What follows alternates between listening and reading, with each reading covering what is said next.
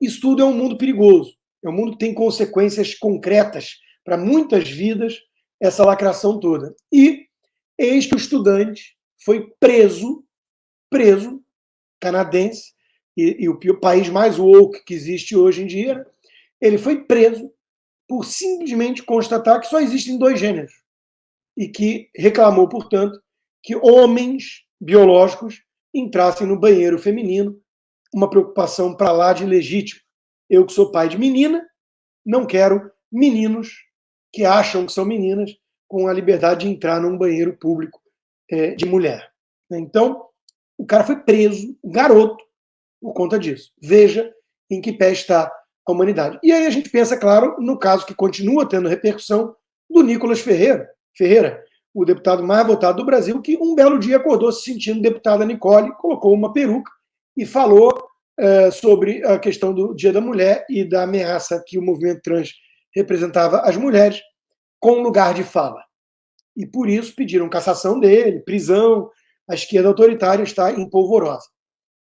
A Gazeta do Povo dedicou o editorial de hoje, então, ao caso Nicolas Ferreira, a imunidade parlamentar e os tabus do século XXI, juntando tudo.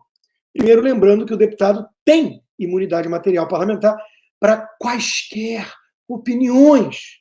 Então, ele não pode ser caçado, preso, por emitir uma opinião, por fazer uma pergunta.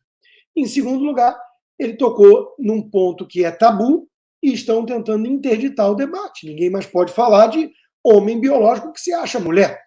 O Piers Morgan, jornalista britânico, que foi entrevistado pelo Sunday Special do Ben Shapiro na Daily Wire esse final de semana, ele tem um programa que ele deu uma boa humilhada na mocinha que dizia, lacrando, que tem que respeitar e que se acha que a mulher é mulher, e ele começou a confrontar. Então, se eu disser agora que eu sou... você está sendo ridículo. Por quê? Ou é subjetivo, eu respeito gente que passou por cirurgia, por um processo todo, mas você está dizendo que qualquer um que diz é. Então, se eu começar a dizer agora que eu sou, e você está sendo ridículo, e não conseguia sair da armadilha da arapuca que ela mesmo se colocou. Então, esse assunto precisa ser debatido. E as pessoas estão interditando. E o Nicolas pode ter feito um apelo performático que muita gente pode esteticamente não gostar, acho que não combina com a postura de um parlamentar, não deveria, não sei o quê. Isso tudo é discutível. Mas ele conseguiu o intuito de jogar a luz na questão. E, diz o editorial da Gazeta, aqueles que gostariam de ver Nicolas Ferreira condenado ou caçado têm uma visão muito pobre da liberdade de expressão. Querem uma liberdade retalhada, onde certos temas são proibidos e os permitidos só podem ser discutidos nos termos aceitos pelos censores. E o pior, essa gente progressistazinha, Tábatas Amaral da vida, essas Tábatas da vida de hoje, elas são aquelas mesmas, com total ignorância sobre a Idade Média, devem fazer aquele risinho de deboche para falar da Inquisição e da Igreja Católica. Mal sabem que foi a Igreja Católica que criou as universidades. Mal sabem que foi a Igreja Católica que estimulou todo tipo de debate sobre os mais polêmicos assuntos. Inclusive, era conhecida à época, a discussão sobre o sexo dos anjos. Vem daí, a expressão. Ou se eles podiam ficar em cima de uma agulha, que a discussão toda material, corporal, tudo podia ser discutido. Os grandes filósofos eram cristãos. Mas aí já é um assunto que vai longe demais para essas mentes limitadas. Mas imagina eles rindo, Inquisição. E hoje eles são os Torquemadas. Tabata Amaral é uma Torquemadazinha. Torquemadazinha querendo queimar qualquer um que pensa diferente dela. É um negócio muito triste. Poucos temas no mundo, conclui a Gazeta, pedem tanto debate quanto a ideologia de gênero. O fato de um parlamentar se dedicar a tratar do tema em uma casa legislativa não é apenas natural, é desejável e meritório. Repito, você pode até mesmo questionar a forma, mas é fundamental ele fazer o que ele fez para trazer luz a essa questão. Aí a Folha vai lá e dá destaque a esse homem que acha que é mulher, dizendo: Nicolas é um tema pequeno. Queremos fazer o grande debate, diz deputada Duda Salabert. Para ela, limitar trans ao debate identitário segue a lógica que elegeu Bolsonaro. Eu vi um trecho da entrevista. O que chamou minha atenção, além, claro, da voz masculina dela, né, foi outra coisa.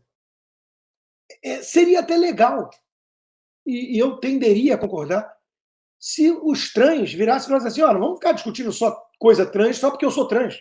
Vamos discutir economia. Te dou um exemplo. Eu já citei aqui a David McCloskey, baita economista liberal. Recomendo seus livros. Tem estudos fantásticos sobre a importância da burguesia para valores morais na sociedade capitalista.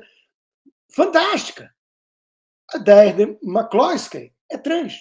Era um professor em Chicago e virou professora em Chicago e fez a transição de sexo. Tudo certo.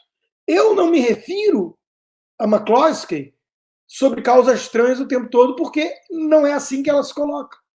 Ela tem notoriedade, alguma fama internacional pelo seu talento em debater economia. Ela é uma baita economista.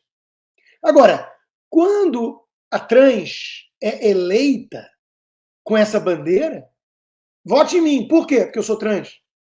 Me desculpa, mas é um pouquinho hipócrita começar a virar e falar: eu quero debater os grandes assuntos do Brasil e não ficar falando o tempo todo de trans. Você foi eleito pela esquerda com a única característica de votem em mim porque eu sou trans, acho que está sendo um pouquinho incoerente. Mas essa turma do movimento trans radical vai conseguir chegar num futuro distópico como esse, onde a mulher para a moto para ajudar a trocar o pneu e o homem, que acha que é mulher, está lá sensível, olhando a cena e agradecendo. As coisas estão muito invertidas. Você quer ver um exemplo?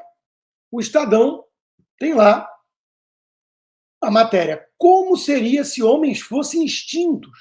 Vocês imaginam uma manchete? Como seria se as mulheres fossem extintas? Bom, ninguém deseja isso. Mas no caso dos homens, as feministas rancorosas desejam. Um mundo só de mulheres é possível, segundo a ciência. Deve ser a mesma ciência da pandemia. Né? Imagine um mundo habitado somente por mulheres, onde casais de mulheres concebem seus filhos sem interferência dos homens. Deixa eu contar uma coisa para a turma do Estadão. Admirável Mundo Novo, de Aldous Huxley, ele chegou muito antes nessas distopias amalucadas. A mãe não existia mais, as pessoas tinham ojeriza, a mãe, os filhos ficavam todos em incubadoras com lavagem cerebral. Já devia ser uma voz suave, tipo a Tabata Amaral, falando: você é bonzinho porque você é progressista, por isso você tem que queimar todos os direitistas, em nome da tolerância e do amor. O amor venceu, fiz o L, e por isso nós somos éticos, porque nós queremos um ladrão no poder, e blá blá blá, coisas assim, né? Que uma Tabata Amaral da vida diria. Então, o Huxley chegou muito antes de vocês. Agora, imaginar essas distopias como uma utopia, como um mundo a ser desejado, almejado, isso é coisa de mulher recalcada, que quer eliminar os homens do planeta. Eu tenho certeza que mulher decente não quer nada disso. Até porque entende que homem e mulher são complementares e não inimigos.